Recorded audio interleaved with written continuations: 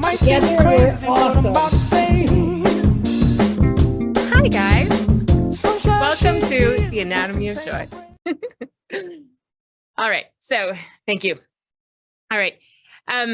So as I was saying, joy for me has been a really natural state of being. So, not to sound a little hokey here, but it was surprising to me always when I would run into people long before my coaching years. And when I started to actually learn about psychology and, all of the different ways that we experience joy, it was surprising to me that people didn't have a natural sense of joy. And so I very much took it for granted. And I'm quite pleased with myself that I did. Just sort of took this joy for granted for, I don't know, 20 or 30 years. And it took me by surprise when I've gone through periods of my life now being, middle-aged, and I have all these children and bills to pay and the stresses of life and business and everything else, right? When it kind of felt like something I now had to reach for, something that I actually had to figure out how to nurture or how to find, as opposed to kind of, allowing it just to be as it was. And so the last couple of years have been really, really interesting for me in a lot of ways, as the fact that I happen to live and work in the business of keeping people happy. I mean, really, those of you who are mothers know this, right? We're in the business of keeping people happy. That's what I feel like my son my oldest is about to turn 13. And I was just reflecting on this, like for 13 years, I've been a parent.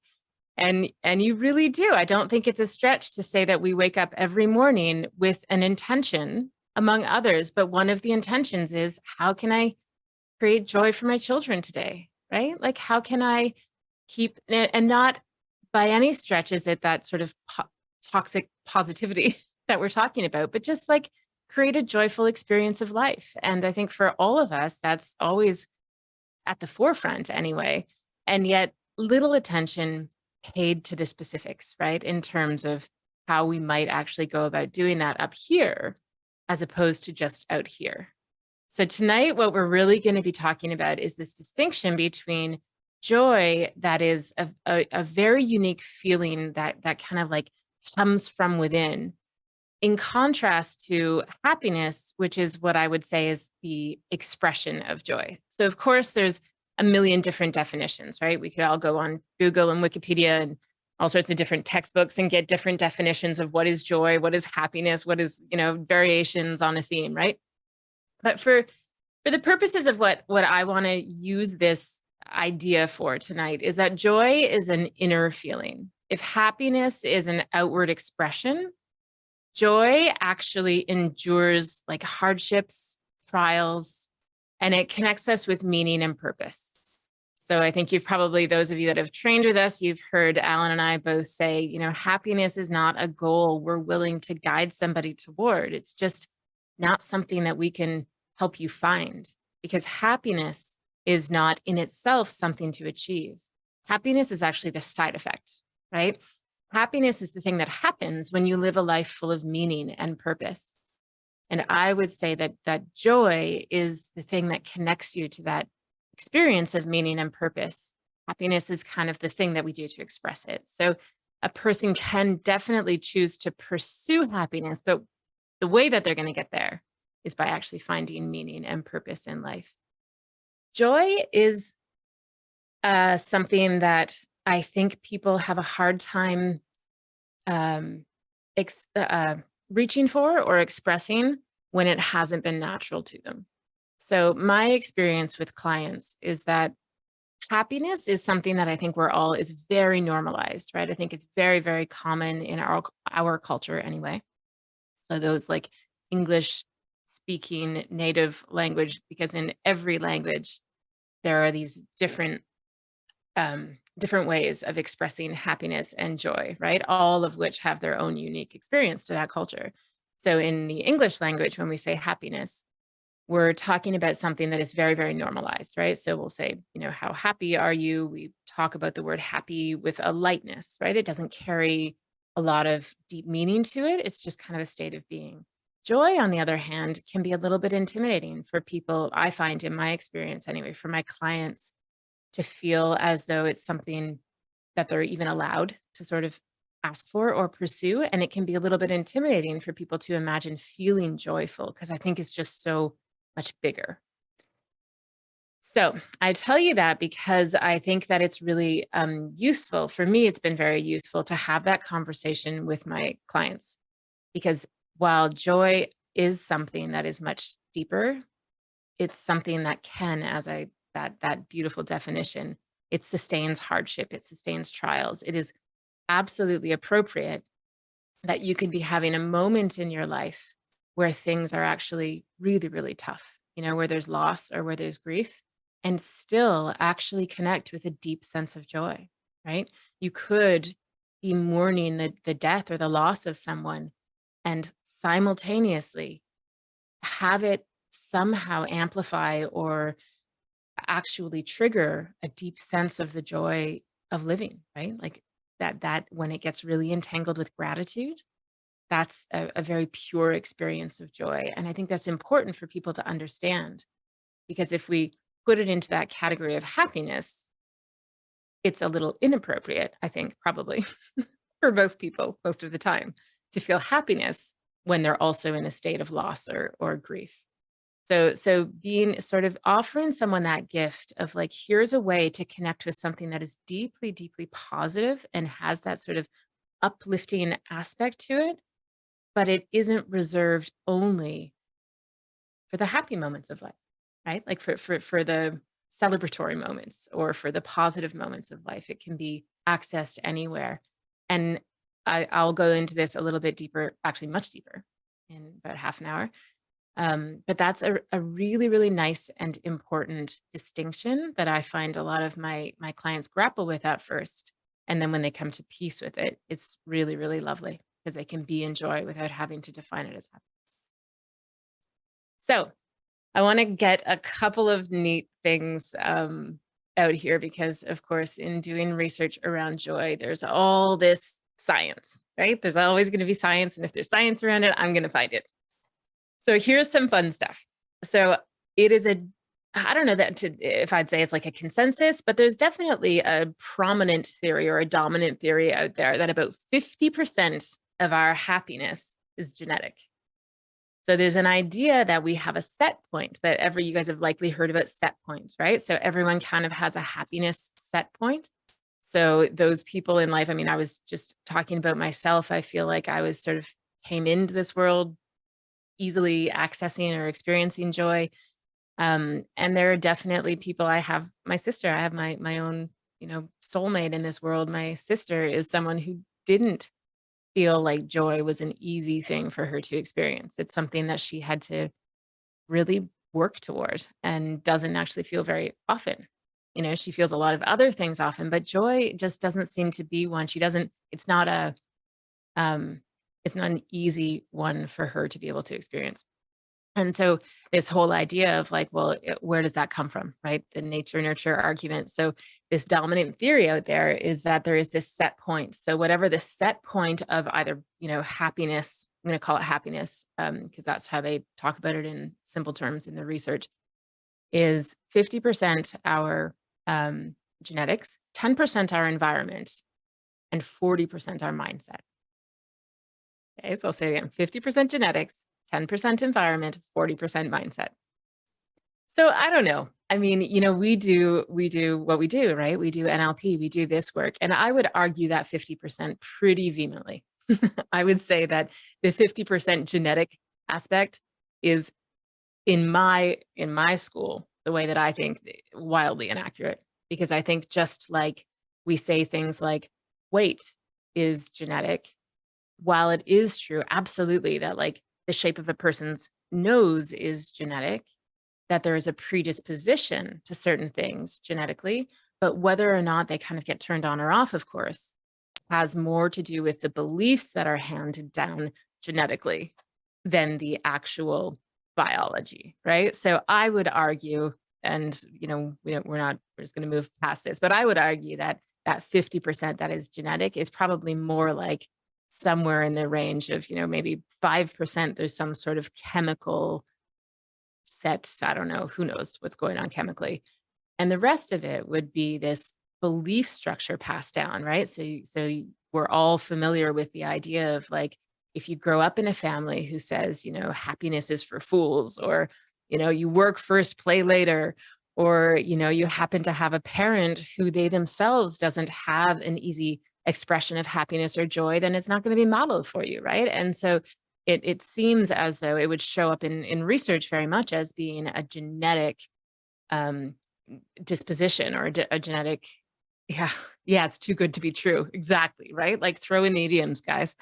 It's there are so many out there, and those beliefs really do affect us. And that, I think, is what we inherit more than anything else.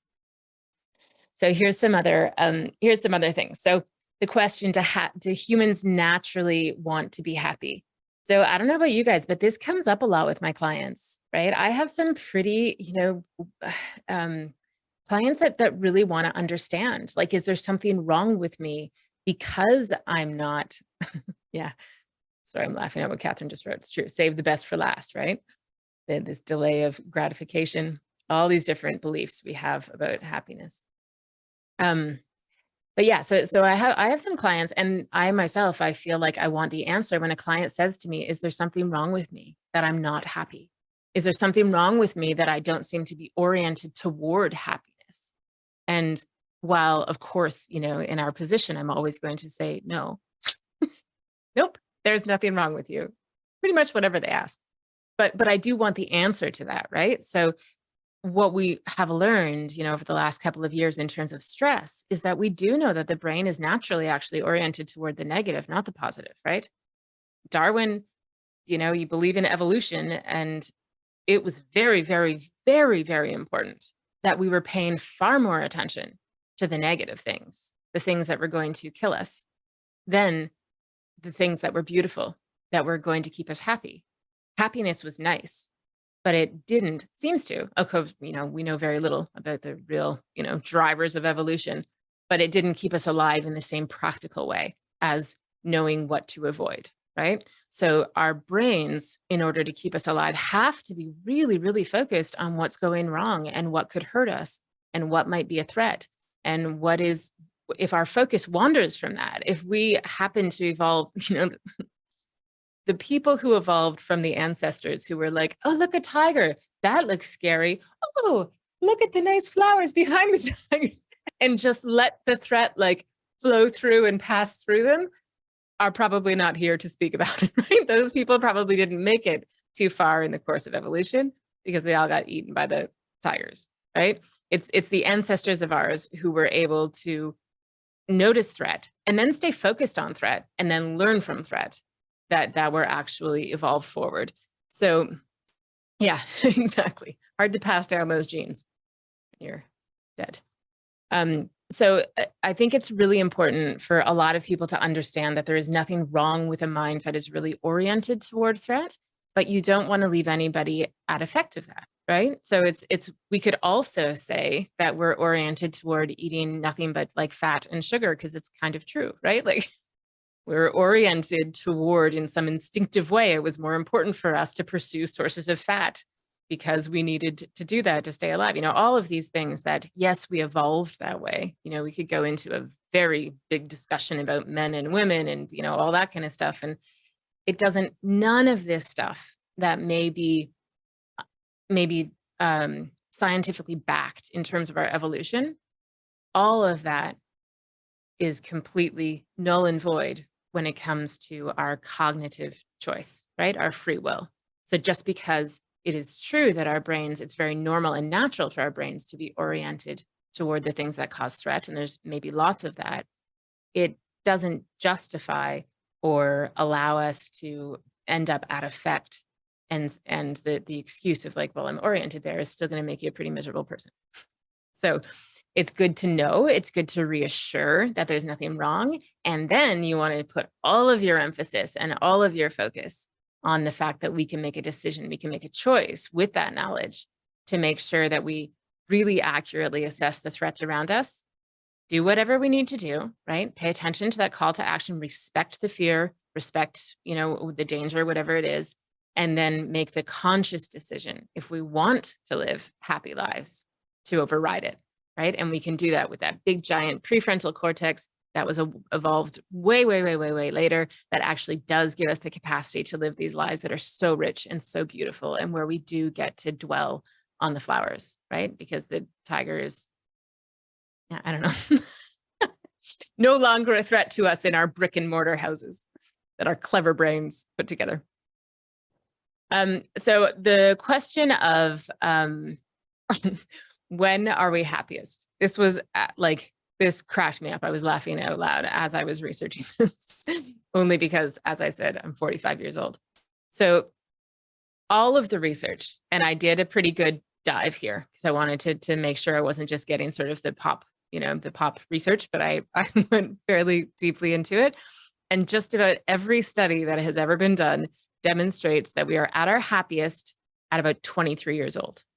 So between about 18 and 23, this is the happiest when people demonstrate like the highest that tracks. Yep. So the highest levels of like dopamine and oxytocin and like all this stuff, like chemically, that's when we're happiest. That's when we have the most positive and optimistic mindset. That's when we feel like we're most omnipotent and invincible. It's when we actually stay more present. It's when we're actually when they do surveys and research, when our focus is actually very present. We're not overly occupied with the future or the past. So there's this wonderful sort of, youthful place to be. And then it just takes a big dive. So from like 23 forward, it takes this giant dive. Okay, and Tara, you are going somewhere else with this, I do hope, right now. Or should we all just kill ourselves now? And then it does a big giant you guys. So it does this, it has the thing where it goes, to 18, 23, and then we go, and then we hit about 45 years old. And that's where we hit rock bottom here. Here's where we plummet out. And then it starts to pick up again. And the next, so there's 2 studies, and I'll tell you them both, because the one study said that it gradually climbs back up to its next highest point at age 98. Which is amazing. But the other study, and actually more consistently what they find, is about the age of 69. So once we sort of climb back up to these levels of happiness at around 69 years old, and then it just sort of gets better from there, which is, I mean, right? So I thought it was so much fun. I can't tell you, I almost wasn't here tonight because I was just inside the research here. So there really are these stages, and there are a million different explanations of why, and they run the gamut, right? It has to do with our environment and our responsibilities and how we handle stress and our biology and what happens to our bodies and our hormones, women hormones. Like all this stuff that happens that really creates this big curve in our life. And I think in terms of like the blessing that we now have these longer life expectancies than we've ever had, prior to this century. And so there is a lot of research too, of course, around, you guys have all heard this, how much longer people live when they get happier sooner. So people, let me read this right. The most, I would say, validated study has found that people that have high levels of happiness were 35% less likely to die in the next 5 years when taking their life situation into account, which is a very weird thing to say, right? Because you would assume that would line up just with age, right? So you would assume that would be like, well, how many people really are going to die in the next 5 years of life. But it actually works out. It actually works out that the idea of like people who have these happiness levels, as we get into like when, we look at statistically when people actually die, those people that are truly happy are 35% less likely to die. And that, that brings us into stress. Now, this is interesting.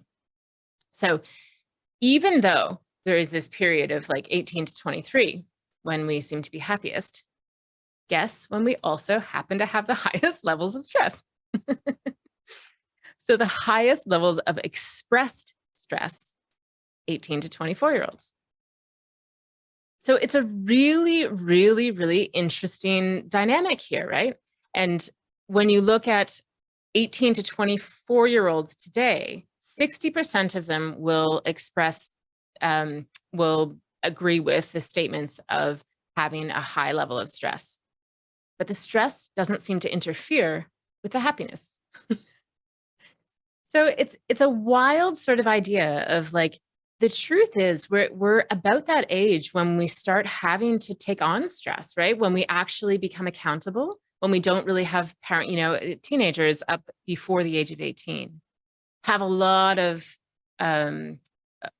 other people who tend to take on the responsibility of their happiness and their stress, right? And then at this age of 18 is normally when they kind of leave and start their own life, and now they're accountable for it. And it seems to be the most common sort of understanding of this is it's just a tremendous transition into, oh my gosh, this is my life and my stresses, and I'm the one that's going to have to sort them out. But because it's so intense, it's felt really intense. So on these surveys and everything where they say like, what is your stress level? It's almost like it's so new. Like it's like this new experience that it's really, really, really felt. And then there's about 41% of 25 to 35-year-olds who express having tremendous amounts of stress or high levels of expressed stress, compared to about 17% of those from 45 onward, and then only 6% above the age of 60.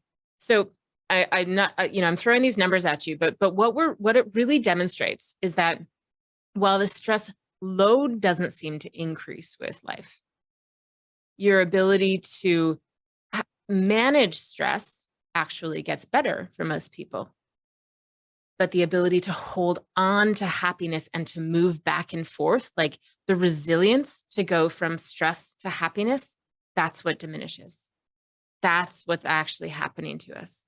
It's not that there's more stress. It's that we're not as elastic. Like we don't have that bounce back factor that we did when we were 23. And I think a lot of us can relate to that experience of like, that the world seems to be crashing down, but then like somebody shows up at your door that you adore and you're like, oh, and it's like, it really is all okay and exciting. And now you're going to go to this place. And so that whole experience where I think what this is all demonstrating is that when we get into midlife, when things get very heavy with burdens and responsibilities and all that kind of stuff, we just don't tend to go back into it. So I was thrilled when I saw this because I think those of you who have worked with me, certainly like one-on-one, and those of you that have been listening to this long enough, you've probably heard me say a lot, we never calibrate on the emotion. We never calibrate success on if you get sad again, or if you get hurt again, or feel jealous again. Because if you're going to live a life worth living, you're going to feel those things again. We always, always, always calibrate our success as NLP coaches on how quickly can you bounce back? How quickly can you hit the bottom and then actually turn it around, get the learnings, reframe, shake it off, recognize that you are now wiser and stronger and smarter than you were yesterday, get back up on your feet, deal with whatever you have to deal with, the humiliation, the like eating crow, the apology, like whatever you have to do, and get back going. And that is where we have to calibrate, right? Like that, and I do think it's a common mistake that I'm not going to speak to therapists, but certainly that coaches make, is that they feel like their job was to have stopped their clients from feeling all the bad feelings. And that's devastating as a coach, because your client, if you open the door and if you haven't done maybe the best job at being able to kind of really explain this in terms of measurement and calibration, your client's going to call you a month later and go, oh my God, I'm feeling horrible again. It's back. Right. And if you're in a place as a coach where you feel like it was your responsibility or your job was only successful if they didn't go back there, you may get really discouraged, right? Rather than being able to say, okay, all right, here it is. Here's the discomfort. Here's the thing that you were facing. This is good. How are you going to respond this time? This is your opportunity this time to meet it again. But this time you're going to meet it with all the experience that you didn't have before. right? With all the learnings you didn't have before. And this is the opportunity that you want to help them recognize that they can have the same experience, the same emotions, but meet them differently and respond differently. So I just thought that that was really, really neat how that really works out. And because a lot of us here, I know some of you are younger and some of you are working with a different demographic, but I know a lot of us here are working, well, we're working with like the demographic of women who are probably the dominant demographic that go get help, which is like women in their 30s and 40s, right? And so there you go. There you go. So just a couple more things on stress. Number one stress in life. We're all young, Simone. I agree. I don't mind at all. I love, like, I'm embracing this whole, like, my kids think it's hilarious right now to call me old. And I love it. Bet your ass I'm old. Older than you. Older and smarter. Okay, the number one stress in life, money, money, money, money, money. This is just, it's wild, right? It's between the ages of 18 and 57, the number one stress in life by a gigantic factor is money. Debt, savings, general money management is the number one stressor. It's also the number one cause of suicide. The three biggest stressors in life are money first, divorce, and then death, loss of a loved one. And then moving, and then a major illness, and then a job loss. So this may be old news to you, but I think that probably most of the people who come to see us, most of the people who are seeking coaching in life are likely dealing with one of these elements. One of these things has happened. And hormones. Yeah, Jess, you're right. Yeah, hormones. Sometimes it is purely a woman who is not dealing with divorce or moving or death or anything. She's just run into her own hormones. And that's really important to probably understand as much as you can as well. Could I say the list again? Yes, the list. So the number one is money, then divorce, then death of a loved one, then moving, then a major illness, then job loss. Those are the top reasons, and they cause the most stress. I had to do this because I thought, it is true. Yeah, right. Yes, exactly, Simone. So what people were dealing with. It'd be interesting. These numbers are probably not post-COVID. I don't know if that. Well, actually, that's a nice transition, Simone, into what is next. So I'm very familiar with all of this, right? So all of those big ones that people deal with, who need coaches, who need people like us, who are really, really well trained and skilled at being able to work with the ability to move through those.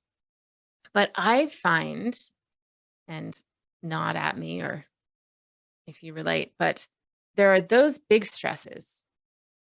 The little stresses, though, the daily stresses, I got into, like, I wonder if there's a common common experience of those as well. And of course there is. So if we look at the 7 most common daily stressors, these are really interesting. So running late in the morning or running late starting your day is the number one daily stress for people. And we don't need to go into that particular skill, but we can all agree I ain't got it.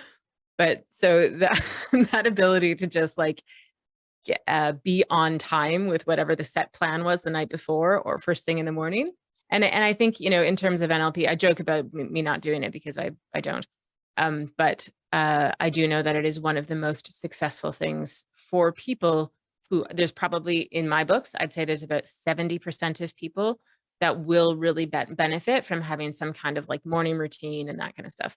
The other 30% will leave them alone. The second is a long commute. So again, I think this has probably changed significantly since COVID, right? Because I think a lot of people, it may be a really nice thing in the world that we've sort of, fewer people are having to deal with that long commute. Email overwhelm. That's the third most common daily stress for people. Resistance to your current emotional state. How familiar are we with that, right? Meta states.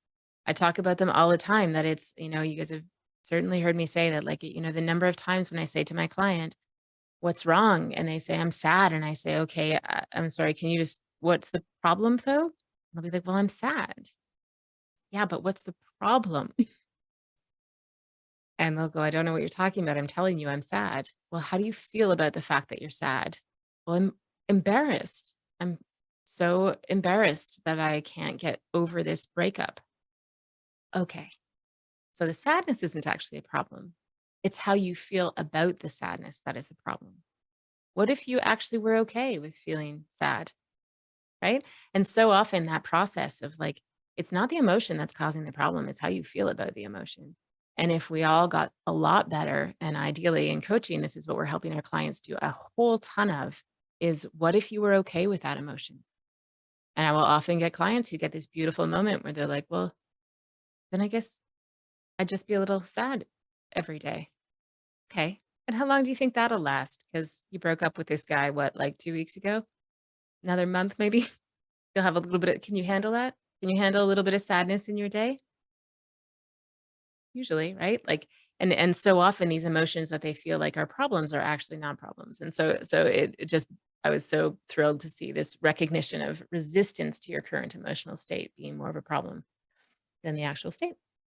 It says interpersonal conflict. So, I mean, I don't know. That seems probably bigger than that, but I suppose in terms of daily stresses, that makes sense. Being overstimulated is one of our biggest daily stresses. So again, same thing, right? When you get a client into your session, the first thing you want to do, get their eyes up, get them into peripheral vision, get them taking breaths and settle down, right? Because half the time what's going on is just this constant overstimulation. So that ability to have skills that we all have to be able to get somebody not out of that state of overstimulation and into a present state where they can be calm is so valuable. The next one is tossing and turning all night. So you guys are probably, those of you that go to trauma talks, I believe Alan is, I don't know when he's doing it, but he is deep right now into doing a bunch of learning around sleeping. And it's really, really, really awesome how much more understanding we have now about just how important sleep is. So anyone who can improve the sleep of your client, you are doing just like infinite goodness for them. And that's all. So those were some of the biggest daily ones. And I think that would be really not a bad checklist to have. I'm going to start using it. I've never thought to do it before, but it's likely going to be a checklist that I start bringing into the coaching sessions and just checking those things, right? Like I wouldn't think likely to bring some of those into a coaching session because they don't feel to me like things that I can't manage necessarily. But the truth is that, of course, when you have daily stresses, regardless of how, even if you sort of categorize them as not that serious, how much is that contributing to your overall level of stress, right? And so why not make sure that some of the things that you're checking off are those? Okay, so 8:13, how am I doing? Good. I want to not end, but I want to sort of bring this to get back to joy. And a lot of the techniques that we have, so there are, and I must have some here, there are a million different ways, right? That we can, oh, I do have it here. Okay.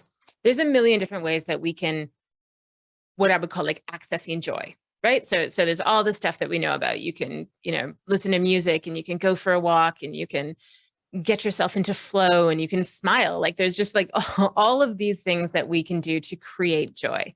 And I would say, and I know I have lots of lists tonight, but I'm going to give you another one. I think that there are these things that I would put on if somebody walks into your office. So I frequently hear, I want to experience joy, right? When we do Cartesian coordinates and we say, how are you going to know that you've achieved your goal? What is it that what's going to happen when you get it? What isn't going to happen when you don't get it? The whole Cartesian coordinate thing. And joy, that's where I usually first see joy. because it's one of those things that doesn't come out really easily in just sort of conversationally. But when I get my client into that sort of place where they're looking inside and they're flipping this thing upside down and around, and all of a sudden this desire for joy comes out. And so when that becomes a conversation where my client is really genuinely saying, I want joy, and you have to, before you decide that you're going to pursue that with them, because not everyone wants it, right? I have lots of clients who could give a shit about joy. Joy is not what they're after. They want calm, they want peace, they want resolution, they want more money, they want more, they want a date, like whatever the case may be. Often joy. Yeah. Can I ask, do you think that people understand joy? Our society doesn't talk about joy. They talk about happiness. They talk about success. They talk about things. I wonder if they even understand this concept of joy. I agree. Yeah. So that's why I have that. Oh, yeah, exactly. Thank you, Catherine. So that's why the importance when right at the beginning, when I said, I think it's really important to have the conversation about your client between joy and happiness, because often just vocabulary, they just haven't had a way to understand that they can have joy without having to pursue happiness. Because I think there are lots of people that don't have a high value on happiness, and that's fine. Like, God bless them. We need our brooding artists, right? We need the people that are offering different things to the fabric of the world, right? Like where their contribution isn't happiness, their contribution is like something else. Anyway, yeah. So to allow those people to have a thing to pursue or to look for, to notice, to bring awareness to, that isn't happiness, but is joy, right? Yes, absolutely. First have that conversation. And then make sure that they actually have a belief that it's going to do something good for them, right? So often what will happen is that people, because of all those idioms that we, talked about before, there's actually a term, I have it somewhere here. It's a term called, you can look it up later. It's called anhedonia. It's a phobia of happiness. So there is actually people who have this condition called anhedonia. Oh, it's a phobia of happiness, but it's also the inability to derive joy or happiness from anything around us. And there, there are these people out there like that. So, so along with the idioms, these beliefs that lead us to believing that happiness or joy, however they're experienced, wherever you're meeting them, that it's not going to do anything good for them, right? Some people think that if they are too happy, they're tempting fate, right? How many people will do that whole, like, careful, don't get too happy. You don't want to tempt fate. Like, what the fuck? Like, wherever we picked that up is just like, if you could just take a big eraser on society, like history and culture, and be like, no. That one never had a good place. Like, that was never a good idea. But there's a lot of ideas like that, right? Some people have legitimate reasons in their life why they connect happiness with carelessness, or they connect happiness with irresponsibility, or they connect happiness with a lack of being taken seriously or being intelligent, or, who knows what. So you really do want to investigate. If somebody has a real resistance to happiness, you want to investigate what those beliefs may be. And I would say that sometimes there's going to be a ton of beliefs that, they don't even know what they don't know, right? They don't even know. Yeah. Face. So that's really important to suss out, are the beliefs that may be contributing to why they don't want it. And then, Jessica and I had a conversation today about our Enneagram profiles. And I won't go into it, but those of you that do know Enneagram profiles, there are some Enneagram profiles. Jess just said 4 for life. So if Jess is a 4, she's obviously not minding that we share. Jess is a 4, which is like, it's the Enneagram type that is like kind of defined by sadness, which to Jessica and I, and, people that love Jess, it's hilarious because it is, there's nobody safer in the world to go to than Jessica when you're sad, because she's your girl. Like, she is my go-to. When I am down and I am hurt and I am wounded, I know that I can go to my Enneagram 4 BFF, and she is going to have so much space and so much room, right? She's not going to tell me that I need to, figure out how to smile, Tara, and like reframe it and put it like, and there's like, so there's these different qualities. There's these different qualities of personality, right? And not to say, I would also say that Jessica probably knows joy as deeply, more deeply, actually probably feels joy than most people I know too, right? But doesn't have a high value on like happiness, right? So you got to really take into consideration, personality type and like all of these different things. I'm an Enneagram 7. I am affectionately like the Labrador Retriever of Enneagram types. So I do have a high happiness on a high value on happiness. I get really, really, really upset if I'm not happy, which has that beautiful irony of like Enneagram 7s, who are these well known for being these like super cheerful, happy, like I can reframe anything to have joy and learning and all this stuff around it.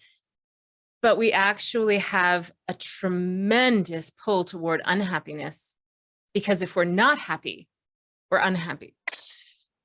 And so unhappiness can actually like kill us. It can be like a dark force because we seek happiness so much, right? So there's all these like really, really interesting things that go along with personality types and with, all that stuff. So, the deeper you get into this and wherever you want to focus, you don't need to know Enneagrams to coach well, but you might want to just make sure that you're being really paying attention to the person that you're working with, so that you're making those distinctions between, if we're searching for joy, if like you in your heart know, like everyone is going to benefit from joy, but are you as a coach approaching it in a way that is going to be best for them, right? Where you're not disrespecting some of the things that are really imperative, important to them, and you as a coach mistaking joy for happiness would be a real mistake.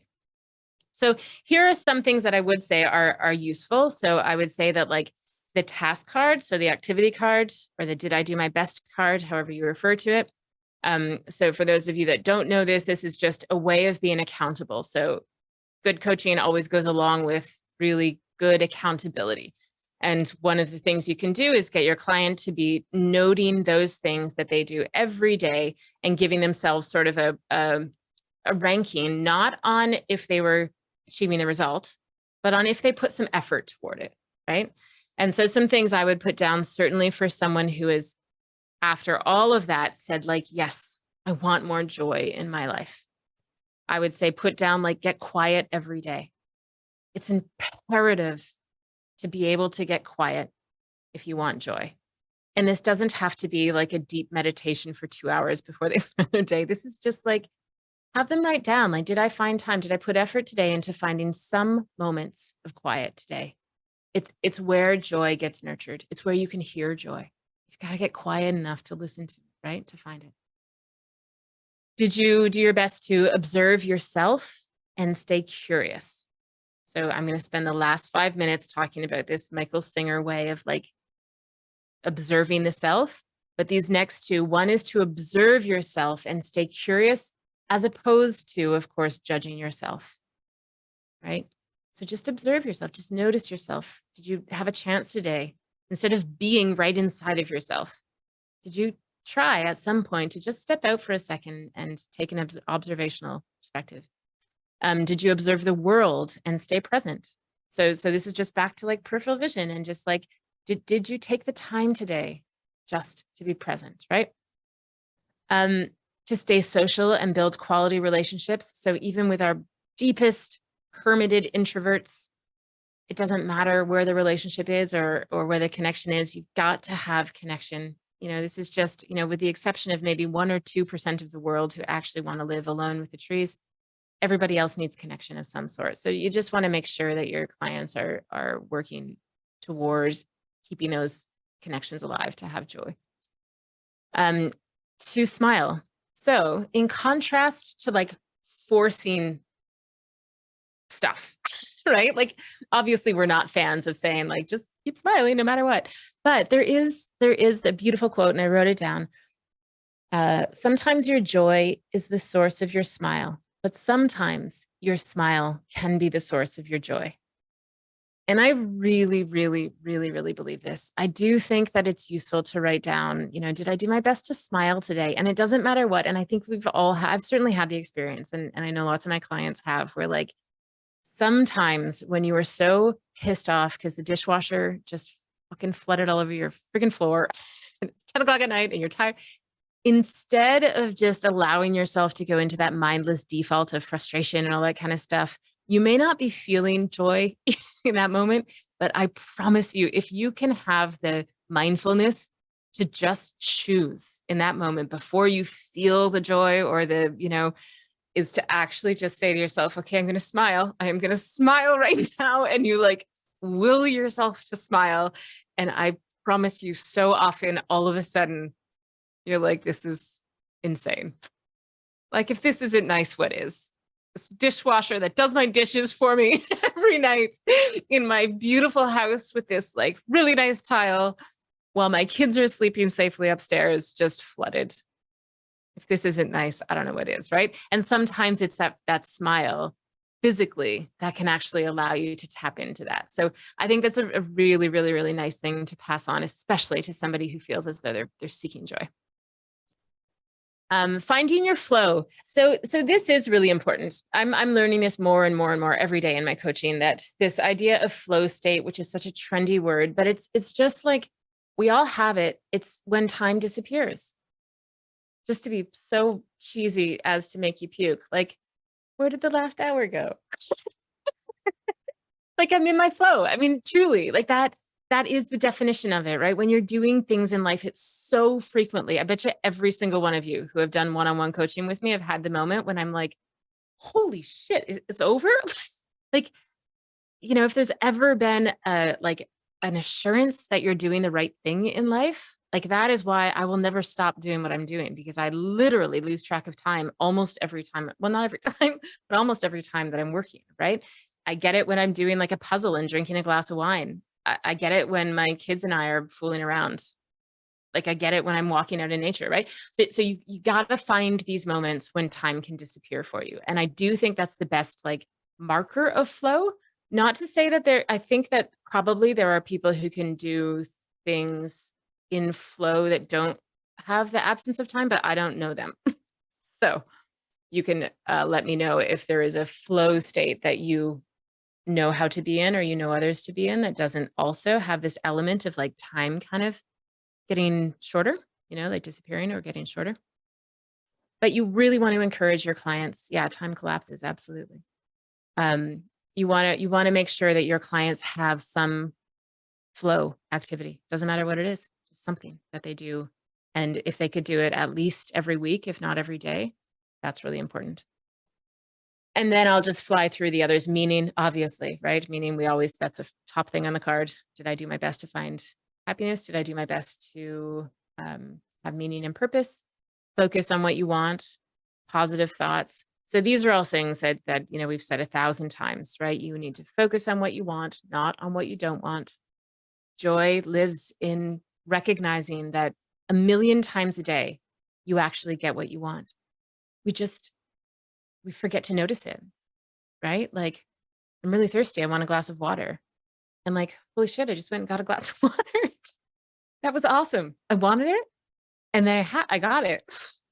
We forget to notice this stuff, where like when we notice how often we focus on what we want, we get what we want, we forget to notice it. And then there's one thing that we want that we can't have, and we get obsessed with the fact that we can't have what we want, right? Instead of noticing all the things that we want, that we do have, that we can have, that we can create. So just really emphasizing that, and joy lives in those moments. It is true. I mean, again, just to geek out on joy, but like, try and do this, like getting yourself to notice all the things that you want that you can have. Like, it's an awesome day is all I'm saying. Exercise, sleep, go outside, meditation. So we're going to end with meditation. I need to bring this in because this is my own personal, I don't know, it's my own like spiritual path right now. It's the thing that I am pursuing, and it's really hard to explain. And I love it so much, but it's so wonderful. So Michael Singer is my current inspiration in life. He's the guy that wrote The Untethered Soul. And I've referred to it many times, and I will continue to, because it's very, very hard to understand. It's incredibly hard to do for me. I shouldn't preface it's hard for me to understand, and it's hard for me to do. And I feel like I have been a couple years at this now and only just starting to like get it, right? So I love his perspective on joy. And it's doing something for me after, I've openly said to you guys, it's been a tough, tough time for me, it's been a tough time for us. And so this view on joy, this way of framing and thinking about joy, and I use this with some clients, but just as I'm only going to present it for like a minute or two here, it's very selective which clients I use this framing with. But for what it's worth, I'm going to put out there. So Michael Singer has this whole concept of we identify with our thoughts and our emotions as if they are us, right? So the easiest thing to do as a human being is to have a thought. The whole Socrates or whoever said, I think, therefore I am, which is actually wildly inaccurate, according to Michael Singer, according to this whole way of thinking. The true statement would be, I notice that I think, therefore I am. Because the I is not the person thinking. The I is actually the person who notices the thinking. So those of you that have done wholeness work, this is really, really complementary to the wholeness work. So if we think about the idea of like the thoughts, I tend to think that I am the person who is sad. I tend to think that I am the person who has opinions about political parties and about my own family and about my own circumstances.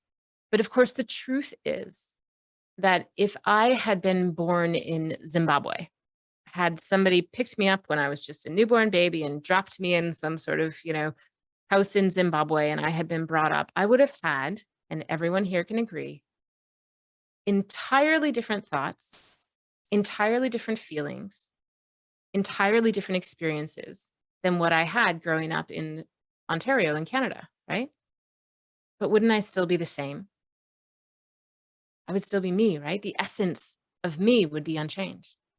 And so it's never my thoughts that are actually me. My thoughts are just responses to what is going on around me. My thoughts are just the preferences that I have developed. I've developed this big lifetime full of, I like this and I don't like this. I like when this happens. I do not like when this happens. And I have all these responses to it. And so as we identify with that, the truth is that it's like when we are focused on a thought inside our head and we go, yeah, that's me. That's me thinking, God, I love this.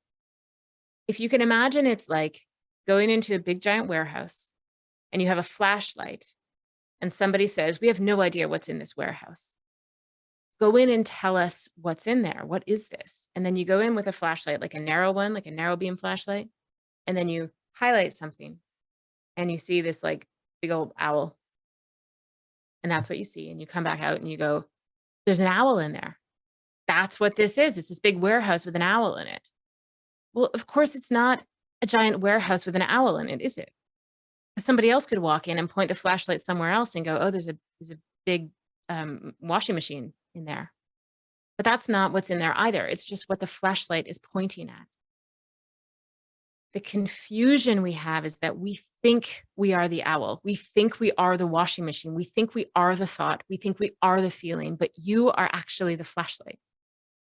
You are the one holding the light. You're the one holding the flashlight. You're just the one who is focused on the thought. And when you can start to understand that you are the light, you are the flashlight, you are not the thing, the subject that it's focused on is the thought. That has nothing to do with you. It's just what you happen to be noticing at the moment. You are something so infinitely greater than that. You are the actual light. And so all we're experiencing, all this stuff, is just these preferences. It's just this giant accumulation. And what we tend to do is we find something that we love and we have this experience of it, this response to it. And then we have all these things that we don't love. And then we have this negative response to it, right? Like, ouch, that hurt. Or like, ugh, that made me feel terrible. And then we have these negative feelings and then we get away from them and then they get stored inside of us with the negative feeling attached to it. And so when they get shined on again, when they get lit up again, they have all that negative emotion associated to it, because that thing that we're now focused on, it got stored with all that negative emotion. And so rather than imagining joy as something that we want to go in and create, what we end up doing is we sort of have these things that are all collected inside of us, these negative experiences, and we go, oh, I don't like it in there. It is not very nice in there right now because the light is getting shone on all this shit that I don't like. And so we try and figure out how to make it nicer, right? So we go, well, I don't like it in here. So what needs to happen so that this doesn't get any worse inside of me? I don't want it to get any worse. And so the mind goes, oh, I know what. I know that when this happens and when I hear this and when I see this, that makes me feel better. That makes it nicer inside. So let's go get those things that make it nicer inside. And that is a losing battle, because then we spend our whole life trying to collect things to bring inside of us so that it's nicer inside. When the truth is, it's already nice inside. It's just that we get all disturbed when we have these things we don't like, these thoughts we don't like that are all connected to all these emotions. And so if we, rather than try to collect things and ideas and thoughts and people and experiences, everything that create joy, all we actually have to do is just get rid of the stuff that's in there, stopping us from just being the light. It's not bringing things in, it's just getting the stuff out of the way. And so, of course, the question is, well, how do we get it away? And that's where this all comes into play. So that's where we want to go in and we want to say, okay, well, when something comes in, how do you know what's in there? Well, something's going to disturb it, right? The only way to know what's piled up in there, making things not nice in there, is when they actually get lit up. And so it's the simple things. It's when you notice a disturbance, when all of a sudden you notice like, oh, that makes it not very nice in here, rather than distracting yourself away from it so that it goes back and either gets suppressed or that you distract yourself away and it just gets stored again, or the experience of it is negative. What you want to be able to do is let it pass through you. Just notice that it's passing through you. Just notice that there's this thing in there that makes it not quite so nice. And if you can actually just allow it to pass through and not get overly disturbed. In there, it's disturbed, it doesn't feel nice, but you being the light that's just noticing it, you're still okay. You can be okay. You can just notice that inside. And if you let that go, and one of the ways, so that the question of like, we could do a week-long seminar on this, but one of the ways to do that is to actually deal with it, right? So when something gets disturbed and you go, okay, well, this isn't very nice in there. How can I change it? Well, that car in front of me is really making me feel not nice in here because that car in front of me is going slower. You can just notice the preference, right? Well, I have a certain way that I like to drive that makes me feel really good inside. And this person in front of me has a way that they like to drive that makes them feel good, bad, or indifferent. Who knows?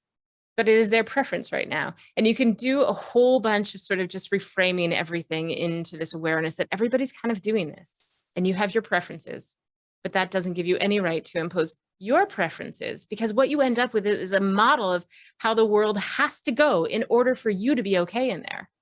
And you spend your whole life setting these rules for the only way that I can be okay in here is if things out there are a certain way. And if you can get around that, one of the really cool ways to do it is to actually have a mantra, and to help your clients have a mantra if your clients are here. And I'm not suggesting that many of your clients are going to be here, but if they're here, if you actually have a mantra. So it might be something like, I can handle this. I can handle this. I can handle this. I can handle this. And you literally actually, yeah, sure, this too shall pass. I can handle this. And if you start to repeat this in your mind, you notice the disturbance, right? My child is acting like a dimwit. I can, deal with his, whatever mean thing my kid is doing to the other kid. And you go in there and you've done whatever you need to do. And then you say to yourself, okay, this disturbance is right in there and making everything all bad inside. I can handle this. I can handle this. I can handle this. I can handle this. And what you're doing is you're not suppressing it. You're not locking it in there with all this negative emotion. You're actually letting it pass through. And you're using this repetitive way of which you've previously done all the work around to make sure you actually believe, to let it pass through as you notice the disturbance. And then when it comes up again next time, you're going to notice that it didn't get stored with that same negative energy, right? And in time, you're going to notice that you're just a little bit happier. And in time, you're going to notice you're a lot happier. So I'm going to leave it there, but it's really important to me, this idea of where we can go in terms of different ways of looking at this. And in my own work, in my own life, joy is something that I'm noticing, this experience of just getting things out of the way to notice that it's there, as opposed to trying to create it and bring it in. And it's kind of a wonderful thing. Okay. It's 8:40. Apologize. So if anyone has any joy related stuff, floor is yours. Yeah, Carolyn, I think I see you soon. Yeah. Thank you for coming. I can share a really funny story about I joy. love that. Go for it, Sally. I just came back from California visiting my 6-year-old grandson and my 2-year-old granddaughter. My 2-year-old granddaughter usually is described as hell on wheels. She's very independent and she's never wrong. Just ask her. Well, the other day, and she's learning to use silverware quite nicely. And we're sitting at the dinner table the other day, my very conservative son-in-law, my daughter, her 6-year-old brother, and Juniper's trying to scoop her blueberry yogurt out, and she scoops it out, and before it gets to her mouth, it falls on the table, and she looks at her father and goes, "Shit." He tried so hard not to laugh. We all did. It was wonderful. It was wonderful. And her mom, my daughter, looked at her and said, "Junie, we can't say that. We need to say, 'Oh dear.'" And Junie said, "Oh dear, shit."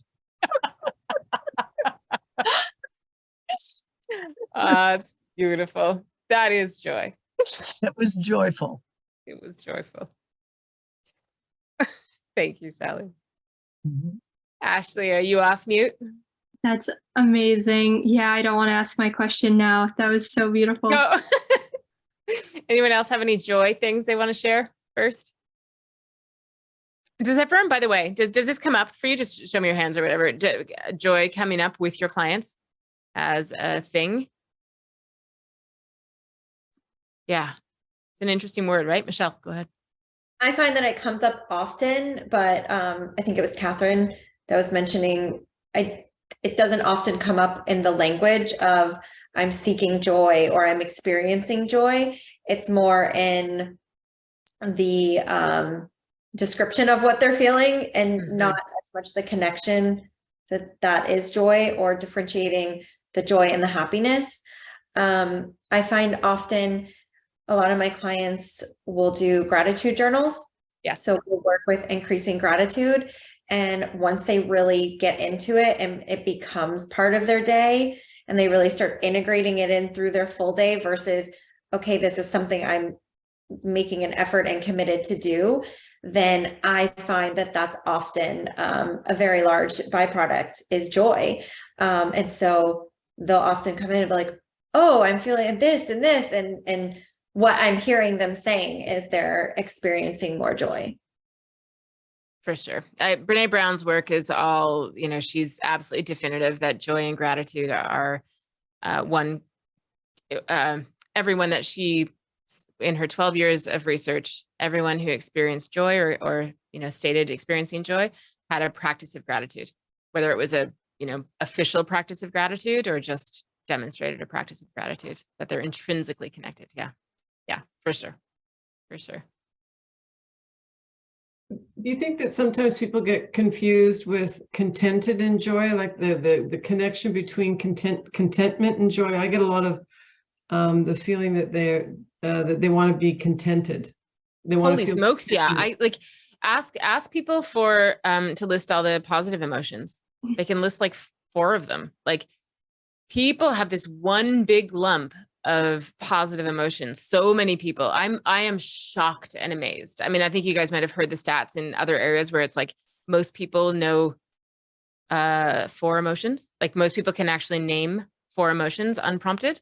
And yeah, it's like one positive emotion. So people have this big heap of like all of that stuff, right? Like contentment, joy, happiness, excitement, like it all just kind of goes into this one state, but they've got lots of words for negative emotions, right? People are much more dexterous in their vocabulary in terms of their negative emotions than they are their positive ones. So yeah, I do think a lot of people, and I actually think it has a real effect. I mean, we know, we study neuro-linguistic programming, right? Like we know the difference that language can have on your inner state. And when people don't have a good resource, I would say that's one of the things that I would get clients to study who don't have a lot of access and want more access to positive emotions, is actually get them to do a study and an audit of those emotions, right? You'll get people, you'll say to them like, give me an experience of being thrilled. And they can't come up with one. So that's homework, because everyone has been thrilled before. Right? The homework of like, give them a list of 20 positive emotions and have them have to come back with an experience in their life when they experienced all of those emotions. They'll be so pissed off at you. But it's so awesome. It's such a great thing to do. Just for yourself. I mean, do it tonight. Write down, just go to Google, get all the positive words, write down 20 of them and try and come up with an event in your life that matches each of those positive words. It's quite a trip. And do it with your family, right? Get your family to all put it together. I've got this gratitude jar going with my family right now, where every day we put, it's not even gratitude. I shouldn't even say that. It's like one awesome thing that happened today, and everyone has a turn, right? So there's 5 of us. So everybody has to put in their one good thing on their day. And then I pick up the slack, and it's awesome. Talk about Michelle's got one too. We actually have like a jar. So it's like a jar that we put them into, and then we're going to, at some point pull them out and read them. But yeah, for sure. And what a gift, guys, to give your children, those of you that still are bringing up children or have adult children that you're still bringing up, to give them the gift of the language of those positive emotions. Or even mindfulness jars or gratitude jars, and incorporating those into businesses or other environments. We've worked a lot with that as well. So even we got all kinds of glass jars with, either putting stuff in them or pulling something out of them. Many, you can use that. Yeah. So many ways. It's so good. It's so good. Cool. Anyone else with stuff like this? I think I'll stop the recording. Oh no, keep it going for my question. Okay. Yes. Yay. Thank you. So your example earlier with sadness and the person who was feeling frustrated or ashamed that they had the sadness in the first place. And you're like, well, can you be okay with it? And, maybe it'll be there only a month, and then, you're done.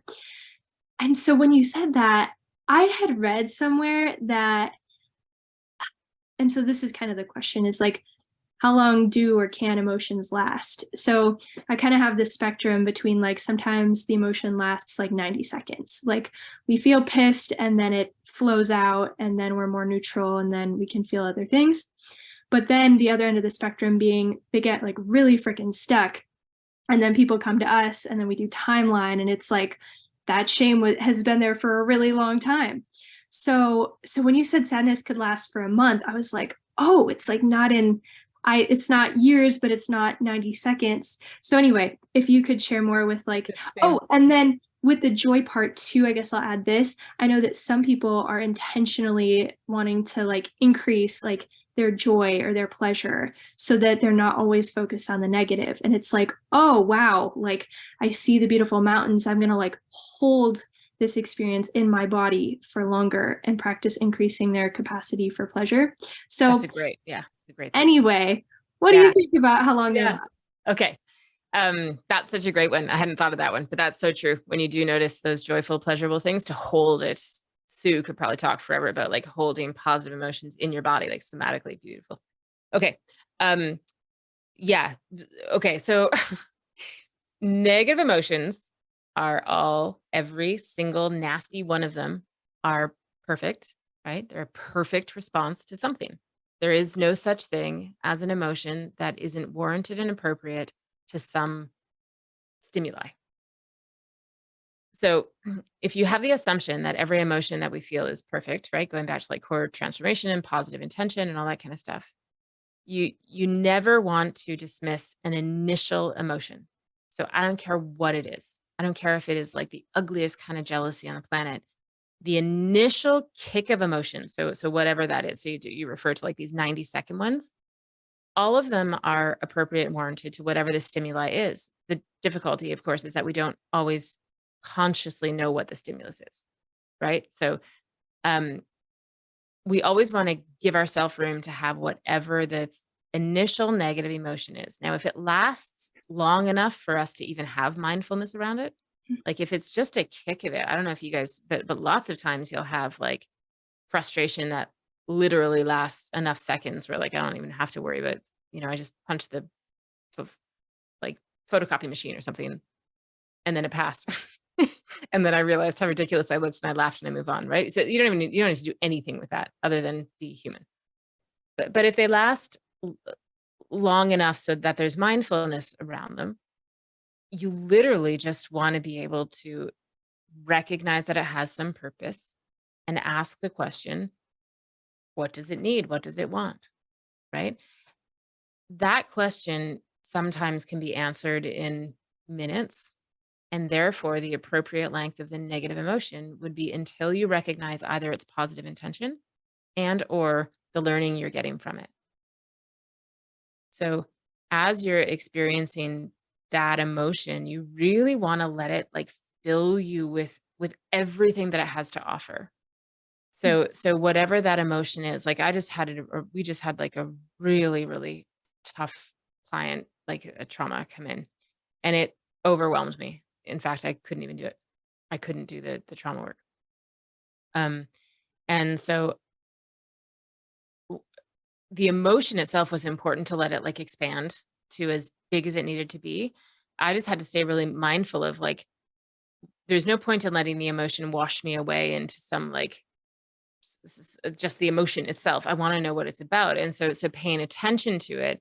And I would say that it had quite a big lifespan to it, this emotion of like sadness. For me, it was just like absolute sort of despair and sadness, because there was a lot to learn from it. There was like a lot of compassion required from it. Like, man, we've got to change the world and we got to stop this stuff from happening. And I need to pay attention to my life in a different way. Like I need to remember not to take these things for granted, right? Like it's giant. For me, it was so huge and it was so relevant and all that kind of stuff.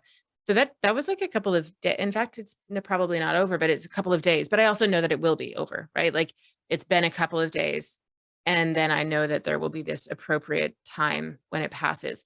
I think that if I can ask somebody, so my client, I always ask, right? I never anymore let somebody tell me a negative emotion is a problem until I figure out if it's actually a problem, right? Because my favorite thing in the world to do is to be the person that allows a client to recognize that the negative emotion isn't even a problem. Because that's so awesome. You don't even have to do anything. You're just like, they leave and they're like, oh, I can just feel like this and be okay with it. Oh, that actually feels really nice to feel like a little envious. And to know that what it means is that I really want these things and I don't have to like stop it. Nope. You're allowed to feel that envy so long as it's creating inside of you a motivation, and that motivation is coming out in positive ways, and you're not feeling negative about it. You're just noticing it. You're literally like, man, I am envious of what that person has. Like they have this book that they wrote, and I continue to feel the envy because I continue to want those things. And then one day it may transform into like, I'm not envious anymore because I have it. I did it myself. I also expressed myself and felt heard and got my wisdom out there, or like whatever the case may be, right? And so as long as that emotion, negative emotion, still has something to say, So in the case that like that sadness, like you got broken up with, or you broke, or whatever that sadness is, if you can ask that emotion, what am I learning from this? And it still has an answer, then it's okay. Let it be. Like, let the emotion be if it's teaching you still. If it's dragging you down, if the answer starts to be like, nothing, not teaching you anything, I just feel like shit. You know, or what I'm teaching you is you're a big loser. Well, that is not a learning. That is a very judgmental observation.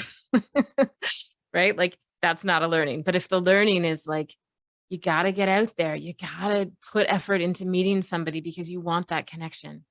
You want the kind of connection that comes with love and community, you know, companionship and whatever. Like, if that's what the sadness about the breakup is still telling you and you're not quite acting on it yet, then allow it to be there. Because the day that you get the full learning, the day that like the sadness disappears is the day when you get fully at cause, right? And you go, you know what? Enough is enough. I am going to go on that stinking dating app and I'm going to do it proudly. And I'm going to go on 10 dates this month. And I'm just going to trust that the universe is going to send me a partner, right? Like, and all of a sudden you're not sad anymore because it's done. And I think that you need to really honor the person. With timeline therapy, what we're doing is we're taking people who are at the, you know, who have had like the emotion is no longer giving good lessons. Like, it's no longer available to the person naturally to be giving them lessons. It's just gone stagnant. Now it's just making them feel bad. It's just sitting there going, you're a loser who's always going to be alone and you should be sad about that. Right?